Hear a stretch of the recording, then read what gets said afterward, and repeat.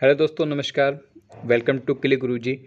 और आज हम लोग आपके लिए लेके आए हैं जो यूनिट 2 का एक बहुत ही महत्वपूर्ण चैप्टर है, वृद्धि and Vikas, growth and development. और यूनिट 2 का ये चैप्टर है। इसमें जो भी प्रश्न पिछले वर्ष पूछे गए हैं, हम उन्हीं प्रश्नों को आपके समक्ष लेके आए हैं। और ये क्वेश्चन लगभग 40 के आसपास होंगे अराउंड। तो इसको हम बहुत जल्दी से तेज़ी से करने की कोशिश करेंगे और आपको अच्छे से समझ में भी आ जाएगा कि यूनिट वाइज आपको कहाँ कहाँ कितना कितना फोकस करना है। ठीक है। और इतनी यूनिट्स में करा रहा हूँ, इन यूनिट्स में से ही सबसे ज़्यादा क्वेश्चन रिपीट भी हो रहे हैं और सबसे ज़्यादा क्वेश्चन पूछे जाते हैं। मैक्सिमम इनकी क्वांटिटी यहाँ से बहुत ज़्यादा होती है। यूनिट 1 मैंने आपको करा दी है पूरी। यूनिट 2 हमारी चल रही है, हो सकता है हमारी आज इस वीडियो में पूरी फिनिश हो जाए। स्टार्ट करते हैं हम लोग। ये क्वेश्चन आया हुआ है बेटा दिसंबर 2018 में। लिखा है, विकास की किस अवस्था में कोई व्यक्ति दूसरे के बौद्धिक स्तर पर बात करना प्रारंभ कर देता है? विकास के किस अवस्था में? तो वृद्धि और विकास आपने खूब किया होगा। कहते हैं कोई व्यक्ति दूसरे के बौद्धिक स्तर पे, तो सहस अवस्था में तो नहीं होगा, ये बात आपको अच्छे से मालूम है। किस में होगा? बाल अवस्था में। किशोर अवस्था तो अपर होता है और पूर्ण अवस्था भी नहीं होगा। तो कौन सा हो जाएगा इसका ऑप्शन? बाल अवस्था। ठीक है। समझ में आ रहा है ना आपके? चलिए नेक्स्ट क्वेश्चन पे आते हैं।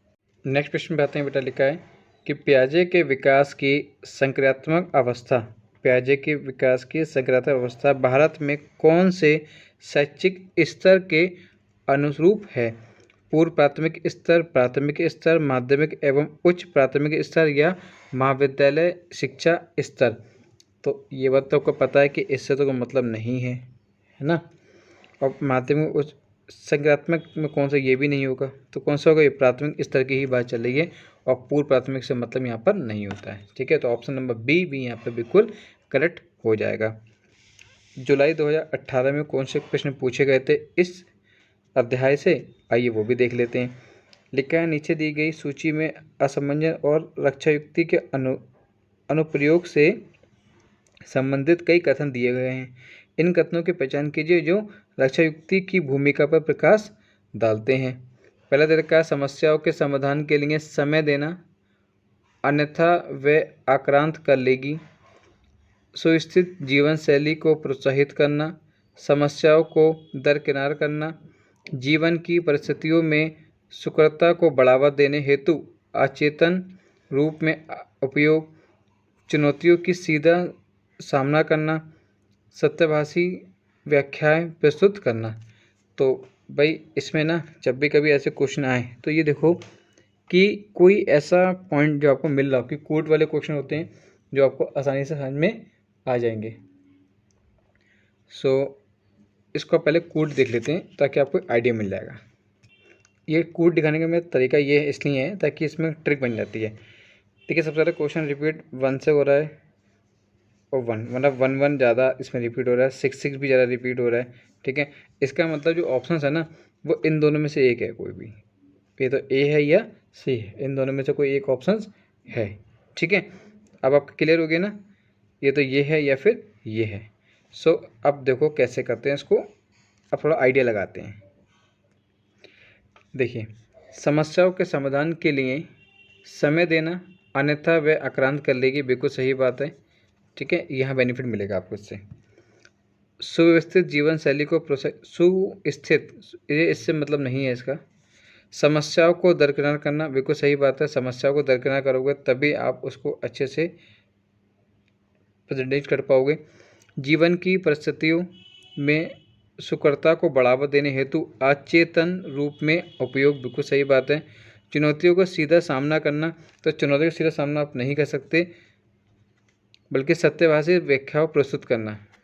तो ऑप्शन नंबर वहाँ पे आपका हो जाएगा सी। ठीक, ऑप्शन नंबर सी बिल्कुल करेक्ट हो जाएगा।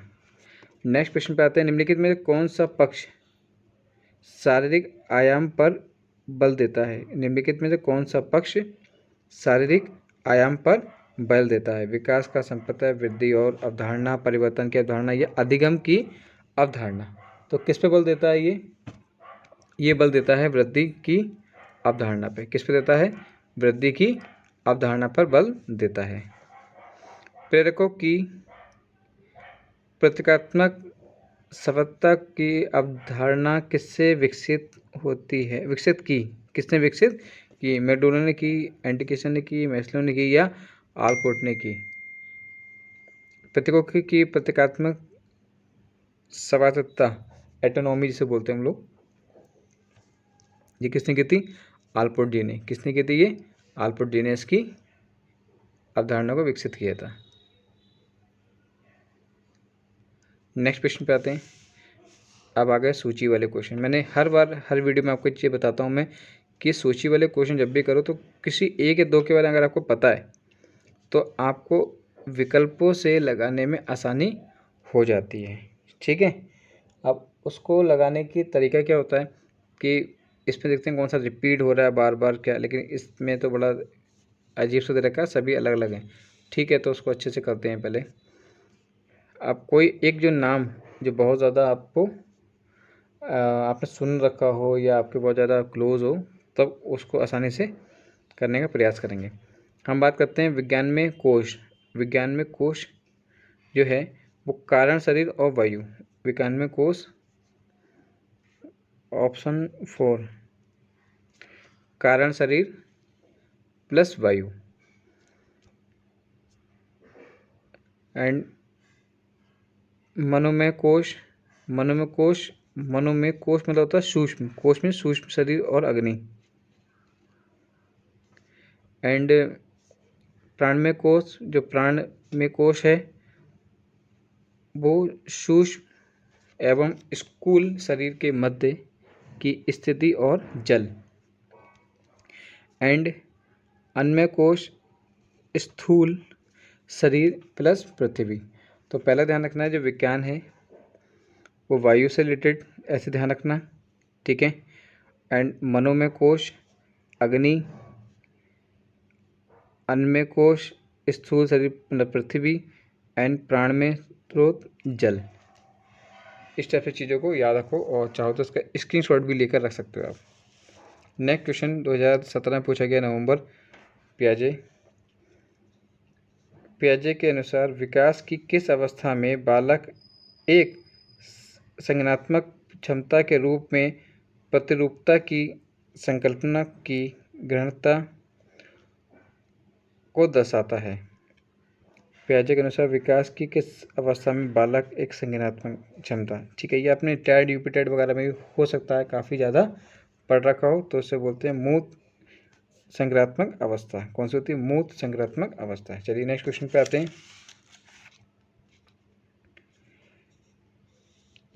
कोड इंगित कीजिए। ठीक है, व्यक्ति के आकार में परिवर्तन हो जाता है। इसमें पूछा गया है कि निम्न कथनों में विकास अवस्थाओं में होने वाले परिवर्तन। ठीक है, परिवर्तन पूछे गए, तो परिवर्तन बताने के लिए ना इसको सिंपल तरीके से मैं आपको एक ही बार में बता देता हूँ, ये आपको एक ही बार में पढ़ के याद हो जाएगा। व्यक्ति के आकार में परिवर्तन हो जाता है, बिल्कुल हो जाता है। व्यक्ति के आकार में परिवर्तन हो जाता है, बिल्कुल हो जाता है, सच बात है। व्यक्ति के आपसे संबंध में बदलाव, आपसे संबंध से मतलब नहीं है यहाँ पे। व्यक्ति के क्वाइक डील डॉल एवं विविध अंगों के अनुपात में परिवर्तन हो जाता है, बिल्कुल ठीक है। बॉडी का शेप बिल्कुल चेंज हो जाता है। व्यक्ति की सोच से तो मतलब ही नहीं है यहाँ पर। व्यक्ति की पुरानी आकृति में विलोप होने लगता है, बिल्कुल होने लगता है। व्यक्ति की अभिव्यक्ति में बदलाव दिखाई लगता है, अभिव्यक्ति से मतलब ही नहीं है यहाँ पर। व्यक्ति की नई आकृतियों में अभिग्रहण प्रकट होने लगता है, बिल्कुल होने लगता है। व्यक्ति की भाषा बदल जाती है, भाषा कभी बदलने वाली बात ही नहीं होती है। भाषा तो आपकी नेचुरल जो भी आप जहाँ जैसे जाओगे वैसे उसमें चेंज हो जाती है। ठीक है, तो ऑप्शन नंबर सी यहाँ पे बिल्कुल करेक्ट हो जाएगा। ओके, चलिए नेक्स्ट क्वेश्चन पे आते हैं। प्लीज़ वीडियो को एक बार लाइक, सब्सक्राइब एंड शेयर करना बिल्कुल ना भूलिएगा प्लीज़। निम्नलिखित कथनों में से कौन सा एक किशोरावस्था के दौरान सामाजिक विकास की विशेषताओं को दर्शाता है? अपने आचरण के मूल्यांकन हेतु किशोरावस्था के दौरान सामाजिक विकास की अवधारणा को दर्शाता है। तो क्या दर्शाता है, कौन दर्शाता है, कैसे दर्शाता है, देखते हैं इसको। अपने आचरण के मूल्यांकन हेतु किशोर एक मापदंड विकसित कर लेता है। ठीक है, बिल्कुल सच बात है। ये किशोर में अभिसारी औपचारिक चिंतन की योग्यता प्रकट होती है, नहीं, इससे मतलब नहीं है। किशोर की शब्दावली में विस्तार, नहीं, इससे ये मतलब नहीं है। किशोर बालिका या बालक न्याय पूजा प्रवृत्ति प्रदर्शित करने लगता है, बिल्कुल ठीक बात है। किशोर समानता भावुक होते हैं, ऐसा तो बिल्कुल नहीं है। किशोरावस्था के तहत गुट बनाने के, हाँ ये तो गुट तो बना सकते हो, इसमें बनाते ही हैं, तो ऑप्शन नंबर डी यहाँ पे बिल्कुल करेक्ट हो जाएगा। चलिए नेक्स्ट क्वेश्चन पे आते हैं। जनवरी 2017 में पूछा गया था ये, किसी व्यक्ति द्वारा रक्षा युक्ति का उपयोग किया जाता है, किसी व्यक्ति द्वारा रक्षा युक्ति का उपयोग किया जाता है, तो किया जाता है समायोजन प्रक्रिया को बढ़ावा देने के लिए, समायोजन प्रक्रिया को बढ़ावा देने के लिए, ना कि दूसरों का विरोध करने या पर्सनल, इससे मतलब नहीं है इसका। नेक्स्ट क्वेश्चन आते हैं। सामाजिक विकास के संदर्भ में निम्नलिखित में से किस अवस्था की विशेषता तीव्र आत्म अभिज्ञता है? तीव्र ज्ञान, देखिए सबसे ज़्यादा जो स्पीड से काम होता है ना, वो किस में होता है? किशोर अवस्था में होता है। किस में होता है? किशोर अवस्था में होता है। ये क्वेश्चन तो कॉमन से क्वेश्चन है। किशोर अवस्था के दौरान संज्ञानात्मक विकास का लाक्षणिक विशेषता निम्न में से कौन सी है? कौन सी है? परिवार के बहन भाइयों के प्रति ईर्ष्या, नहीं भैया तो नहीं हो सकती। अभिप्रेरणा में द्वंद, बिल्कुल सही बात है। पर्यावरण संबंधी वस्तुओं की जिज्ञासा नहीं है। स्कूल और व्यक्ति मामले में चिंता, नहीं बिल्कुल नहीं। तो ऑप्शन नंबर बी ही यहाँ पे बिल्कुल करेक्ट हो जाएगा। चलिए नेक्स्ट क्वेश्चन पे आते हैं। किशोरावस्था में समाजीकरण की प्रक्रिया में निम्नलिखित में से किसके माध्यम से बढ़ावा मिलता है? पारिवारिक परिबोधन, धार्मिक स्पष्टता, प्रणाली मित्रमंडलता, प्रोत्साहन। ठीक है, तो किसके द्वारा किशोर अवस्था में समाजीकरण की प्रक्रिया में? तो देखो एक बात हमेशा ध्यान रखो कि इससे रिलेटेड किशोर अवस्था को एक माइंड में सेट करो और उससे रिलेटेड चीज़ें ढूंढो कि कौन कौन सी हो सकती हैं। तो देखिए पारिवारिक बोधन होता है, ठीक है। धार्मिक सत्ता मतलब खास नहीं है, लेकिन हाँ विद्यालय प्रणाली से मतलब है। मित्र मंडली तो पहले है, और पड़ोस ये तो मेहमान मानने से मतलब नहीं है। तो ऑप्शन नंबर सी यहाँ पे बिल्कुल करेक्ट हो जाएगा। क्लियर। चलिए नेक्स्ट क्वेश्चन पे आते हैं। क्वेश्चन नंबर 14 पे सुमिलित करना है, आपस में बताना है कि संज्ञानात्मक विकास की अवस्थाएं दी गई और सूची 2 में संज्ञानात्मक विशेषताएं एक में दे रखी हैं, इनकी अवस्थाएं एक में दे रखी, इनकी विशेषताएं, दोनों सूची को सुमिलित करना है। तो कर देते हैं बिल्कुल से। अब ये तो आपने बहुत ज़्यादा पढ़ा होगा, इतना पढ़ा होगा, इतना पढ़ा होगा, सबसे ज़्यादा आपने प्याजों को ही पढ़ा होगा टेट सी टेट की तैयारी में खासकर, और नहीं पढ़ा है तो बीएड में तो पढ़ा ही होगा, बीएड एमएड में तो हमने करा ही होता है ये सब चीज़ें। तो सबसे पहले देख लेते हैं संवेदी प्रेरक अवस्था। संवेदी प्रेरक अवस्था किसको बिलोंग करती है? प्रत्यावर्तन को। किसको करती है? प्रत्यावर्तन, ठीक है। फर्स्ट का फोर इसमें भी है, फर्स्ट का 4 इसमें भी है। इन दोनों में से बताओ कौन सा आंसर हो सकता है? पूर्व संक्रात्मक अवस्था किससे होती है? पूर्व संक्रात्मक अवस्था तार्किक चिंतन और अमूर्त अवधारणा के संदर्भ में चिंतन की योग्यता। सेकंड का फर्स्ट यही आ रही है, बाकी भी देख लेते हैं। औपचारिक संक्रात्मक अवस्था वस्तु स्थायित्व, हाँ ठीक है।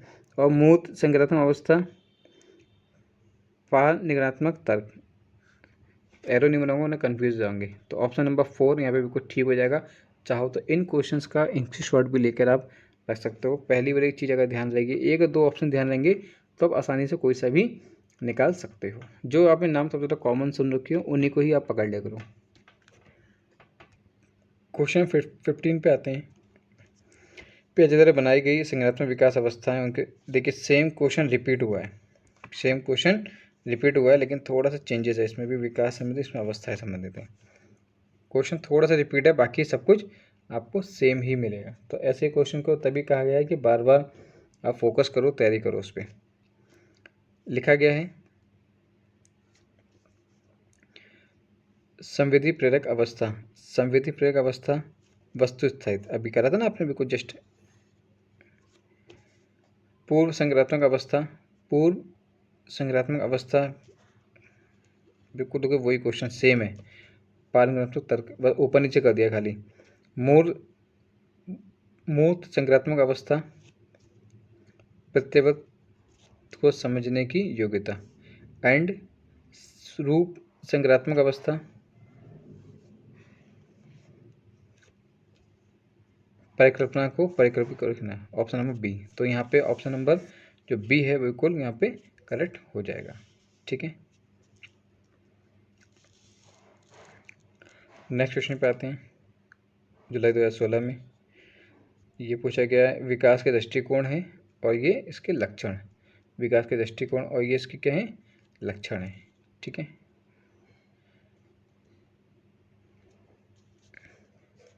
देखिए भाषा विकास कैसे संबंधित है। बालक चल सकता है क्षमता से, बच्चा अपने सगी संगियों के साथ वार्तालाप कर लेता है। तो फर्स्ट का थर्ड।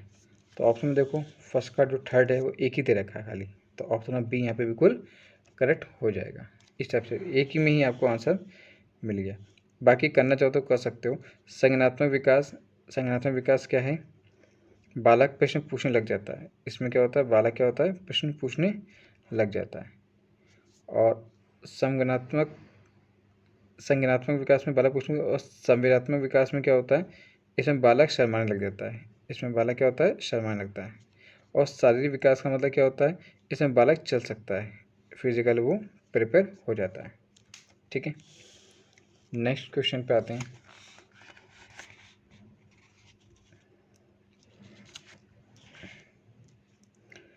निम्नलिखित सूची का मिलान कीजिए और ये विकास की अवस्था और समृद्ध लक्षण।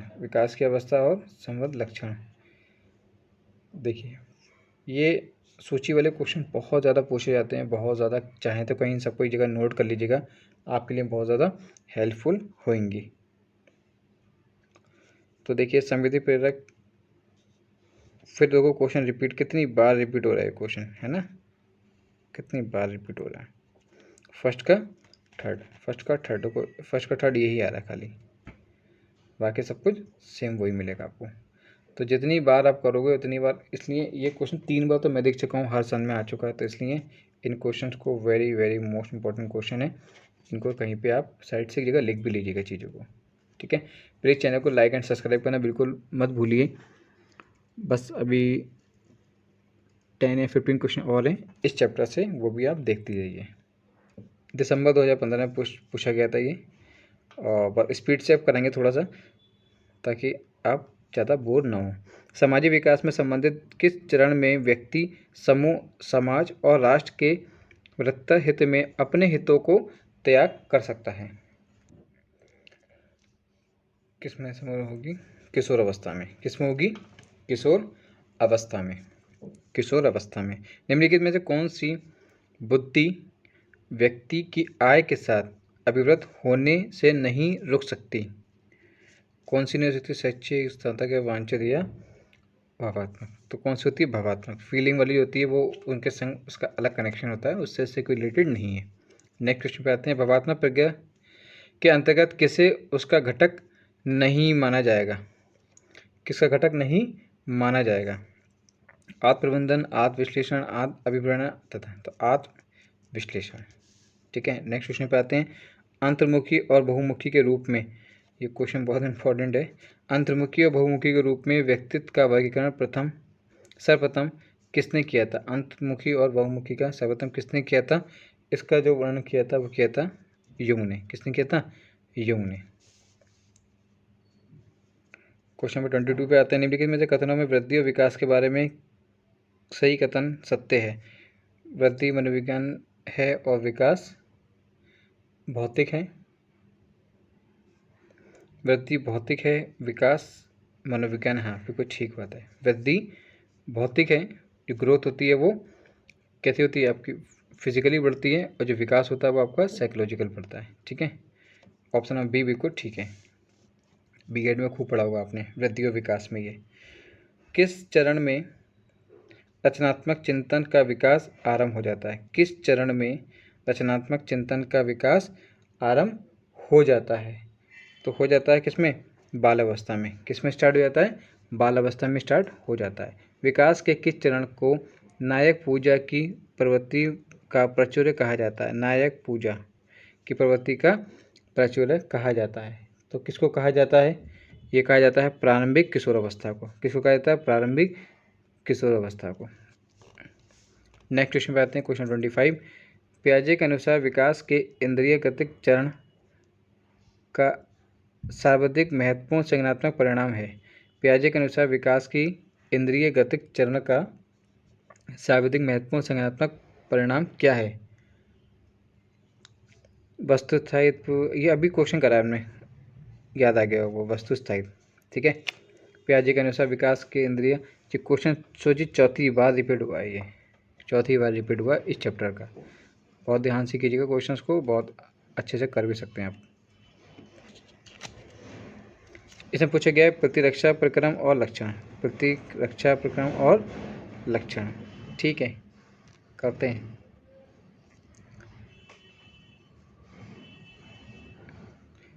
पूछा गया है प्रतिकार। प्रतिकार वास्तविक हेतु करना के विपरीत, किसी सभा चेतन हेतु स्वीकार करना, किसी हेतक की संतुष्टि के लिए प्रतिस्थापित कार्यकलाप पा लेता है। ऑप्शन नंबर फर्स्ट का सी। विस्थापन, विस्थापन क्या होता है? विस्थापन का क्या अर्थ है? यहाँ पे हेतुक पर अपरिवर्तन रहता है परंतु व्यक्ति भिन्न परिचय उपदेश को करता है। फर्स्ट का फोर्थ, सेकंड का फोर्थ। प्रतिगमन, प्रतिगमन उत्साह को गहनता और निरुक्तता से विकास अवस्था में परचम को कम कर लेता है। एंड प्रतिक्रिया विद्वान वास्तविक हेतु असहाय चिंतन के विपरीत भाव से विपरीत कर देता है। तो इसका हो गया आपका option number C, sorry option number B, 3, 4, 5, 1। Okay, June 2015 पे आते हैं। पियाजे की दृष्टि में निम्नलिखित में से विकास की कौन सी अवस्था संज्ञानात्मक विकास की सर्वोच्च अवस्था है? पियाजे की दृष्टि में निम्नलिखित में से किस अवस्था में कौन सी अवस्था संज्ञानात्मक विकास की सर्वोच्च अवस्था है? तो सर्वोच्च अवस्था है वो कौन सी? आपकी किशोर अवस्था है। वृद्धि और विकास के संबंध में पियाजे के शोध साक्ष्य द्वारा वस्तु स्थायित्व के लक्षण किस वय वर्ग में दिखाई देते हैं? वृद्धि विकास के पियाजे के पूछे गए, ठीक है, शोध के साक्ष्य में किस उसमें दिखाई दे गए? ये दिखाई दे रहे हैं आपके 8 से 9 वर्ष की आयु में, 8 से 9 वर्ष की आयु में। ठीक है, व्यक्तित्व के किन विशेषज्ञों को व्याख्यात्मक सिद्धांत के रूप में लिया जा सकता है? व्यक्तित्व के किन विशेषज्ञों को व्याख्यात्मक सिद्धांत के रूप में लिया जा सकता है? तो किस में लिया जा सकता है? मूल विशेषज्ञ, मूल विशेषज्ञ। पियाजे की दृष्टि में वय वर्ग 7 से 12 वर्ष के विकास की अवस्था को कहा जाता है। पियाजे की दृष्टि में वय वर्ग 7 से 12 वर्ष के विकास की अवस्था को कहा जाता है, क्या कहा जाता है? मूर्त संज्ञानात्मक, मूर्त संज्ञानात्मक अवस्था। इसका चार्ट है पूरा, वो आपको हम प्रोवाइड करा देंगे। फ्राइड की व्यक्तित्व अवस्था मनोविश्लेषणात्मक धारणा के अनुसार निम्नलिखित में से कौन सा मनो ऊर्जा का संसूचक है? इंडिकेट है अहम, इदम, पहम या मन का चेतन स्तर। तो किसका है? इदम का। किसका है? इदम का। मनोविश्लेषण धारणा का बहुत ज़्यादा पूछा जाता है फ्राइड में, फ्राइड को भी ध्यान रखना। व्यक्तित्व की प्रकृतता सिद्धांतवादियों में से मनोवैज्ञानिक प्रकृतता के प्रस्तावित करने में मुख्य प्रेरणा कौन थे?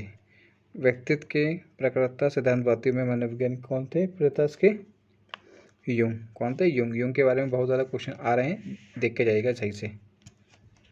नेक्स्ट क्वेश्चन पे आते हैं। दिसंबर 2014 में निम्नलिखित सही कथन को चुनिए। संकल्पात्मक निर्माण के 10 वर्ष के क्वेश्चन है, 10 वर्ष के अब तक के क्वेश्चन पूछे गए, उसी में से सब क्वेश्चन आपको कराए जा रहे हैं। निम्नलिखित में सही कथन को चुनिए। संकल्पात्मक निर्माण उपयुक्त तर्क पहले आते हैं, भाषा विकास संकल्पना निर्माण पहले आता है, उपयुक्त तर्क भाषा विकास से पहले आता है, संज्ञानात्मक विकास और संकल्पना निर्माण से पहले आता है। तो आता है संकल्पात्मक निर्माण युक्तिपूर्ण तर्क से पहले आता है, संकल्पना निर्माण युक्तिपूर्ण तर्क से पहले आता है। नेक्स्ट क्वेश्चन दे रखा है कि जीन पियाजे के अनुसार निम्नलिखित में से किस अवस्था में रूप की संज्ञानात्मक अवस्था? ये क्वेश्चन देखिए कितनी बार पूछा गया संज्ञानात्मक अवस्था वाला, मतलब हर बार कुछ न कुछ इसका एक रूप नया देखने को मिल रहा है। किसका होता है ये? किशोर अवस्था का। बार बार आप लगा भी रहे हो उस पर यही। चलिए 2 ही क्वेश्चन और रह गए, 2-3 क्वेश्चन खाली। लिखा है व्यक्तित्व के अध्ययन में निम्नलिखित में से कौन सा अनुक्रम सबसे अधिक उपयुक्त है? सबसे अधिक उपयुक्त इसमें से कौन सा क्रम है? ठीक है, तो मैं डायरेक्ट आपको बता देता हूँ। इसका जो उपयुक्त कथन है वो ये है, मनोविश्लेषणात्मक व्यक्तित्व के विशिष्ट सिद्धांत और व्यक्ति के प्रारूप सिद्धांत। ठीक है, विश्लेषणात्मक व्यक्ति के विशेषज्ञ एवं व्यक्ति के प्रारूप। ठीक है, नेक्स्ट क्वेश्चन पे आते हैं कि निम्नलिखित में से कौन सा कथन व्यक्तित्व के उपयुक्त रूप से वर्णित करता है? व्यक्तित्व के एक शरीर के संज्ञानात्मक अवस्था, आणविक अवस्था, गतिशील अवधारणा या व्यक्ति की लोकप्रिय अवधारणा। तो व्यक्ति एक गतिशीलता अवधारणा, व्यक्तित्व एक गतिशील अवधारणा है। क्लियर? नेक्स्ट क्वेश्चन पे एंड लास्ट क्वेश्चन यहीं पे फिनिश। रक्षा युक्तियों का प्रयोग निम्नलिखित में से किसके द्वारा किया जाता है? किसके द्वारा किया जाता है? व्यक्ति के अहम और अचेतन रूप में। व्यक्तित्व के अहम और अचेतन रूप में। व्यक्ति के अहम और अचेतन रूप में निम्नलिखित में से किसके आधार पर व्यक्ति और विकास में विभेद नहीं किया जाता है? व्यक्ति विकास में विभेद नहीं किया जाता। बहुत ही सिंपल और सटीक आंसर दे सकते हो आप एक ही बार में, संज्ञानात्मक द्वारा। देखिए शारीरिक गुण सब तो कर सकते हो, लेकिन संज्ञानात्मक द्वारा इसका विभेद नहीं कर सकते। इस चैप्टर का लास्ट क्वेश्चन जून 2014 में आया था, इससे रिलेटेड प्रगति और विकास की प्रक्रिया का सर्वोत्तम वर्णन कौन सा है? तो कौन सा? इसके सभी पहलू अत्यंत अंत संबंधित होते हैं। तो ऑप्शन नंबर सी यहाँ पे बिल्कुल करेक्ट हो जाएगा। So thank you so much watching this video. Please channel को लाइक एंड सब्सक्राइब करना बिल्कुल ना भूलिएगा। एंड ऐसे ही वीडियो आपको हम और भी प्रोवाइड कराते रहेंगे, जिससे आपके लिए बहुत ज़्यादा चीज़ें आसान हो जाएंगी। चैप्टर वाइज इस चीज़ को आसानी से आप लोग कर सकते हो। क्लियर?